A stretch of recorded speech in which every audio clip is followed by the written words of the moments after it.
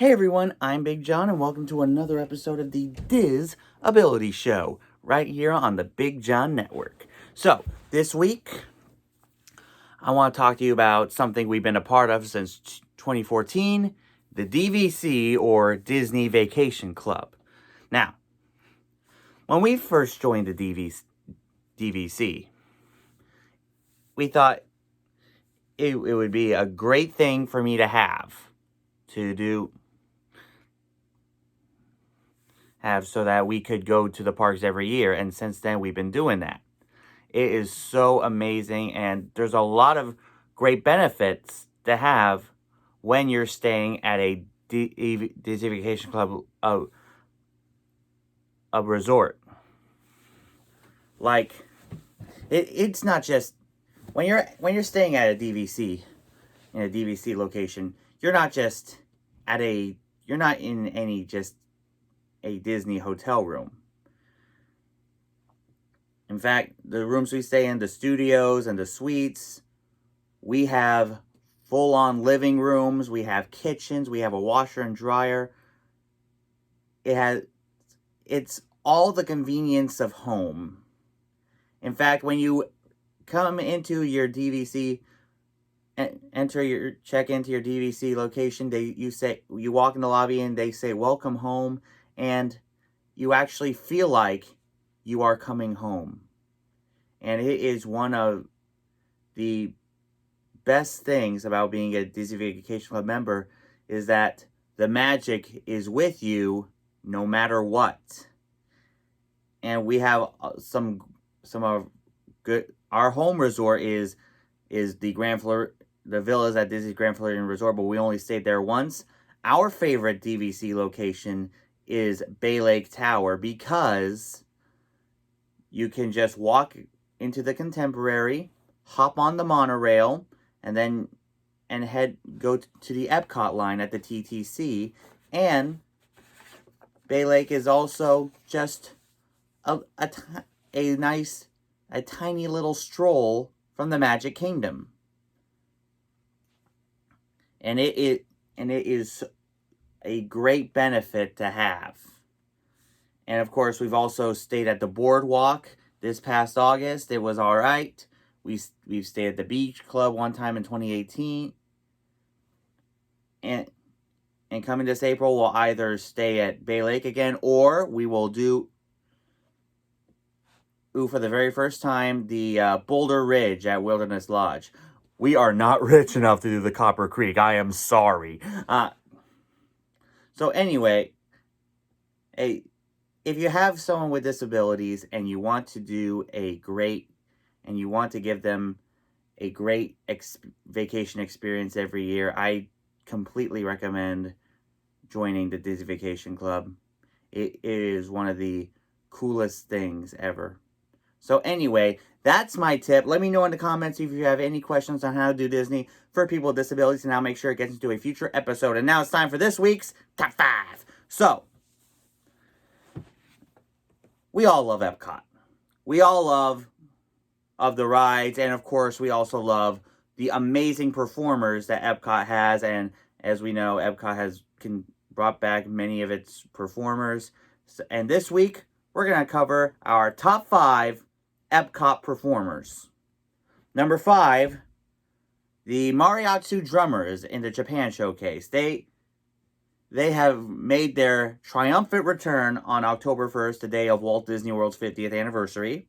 And we filmed them. Expect that video sometime in the coming months. And they are amazing. And in Japan, the drum is not just an instrument, it's sort of like a way of life. So those guys were pretty awesome. Number 4, Sergio the Italian Mime, who also came back on the day of the 50th anniversary. Now, his video is already uploaded. I'm sorry that I couldn't add the intro and outro, our usual intro and outro to that video, because that week my storage was crazy. But yeah, he was funny. I think it's the first time since the parks reopened that entertainers have had audience participation. And I think that is cool. And it reminds me of The Citizens, which I am hoping they come back. I mean, keep saying it until it happens, but I'm barely any hope left. Anyway, all right, so number 3, the lovely and talented Carol Stein. She, fun fact, was the pianist at the Comedy Warehouse back in the old Pleasure Island days. And she's also the pianist at Rose and Crown when there isn't a pandemic going on. You may remember our video that we did back in April where she was performing in the World Showplace at Epcot. Now she performs right in the back, way in the back of the UK pavilion. I have a video of that. Again, expect that one in the coming months. All right, number 2, the Janitors. Now, they are always fun to watch. During this time of year. They are the Jammin' Chefs. I have done 2 videos of them. The second video I just uploaded immediately before, we've started shooting today's episode, this very video. And they are fun. They're funny. They're so talented. Banging on trash cans, pans, and ovens like that. They are amazing. And my number 1 entertainment at Epcot, the Voices of Liberty. Now, some of you who know me will know that I love a cappella music. And I love the Voices of Liberty. They have incredible singing talent. We have shot a lot of video. I've uploaded a video of them yesterday from August, but we have some to be released content from them from our most recent trip from 2 weeks ago.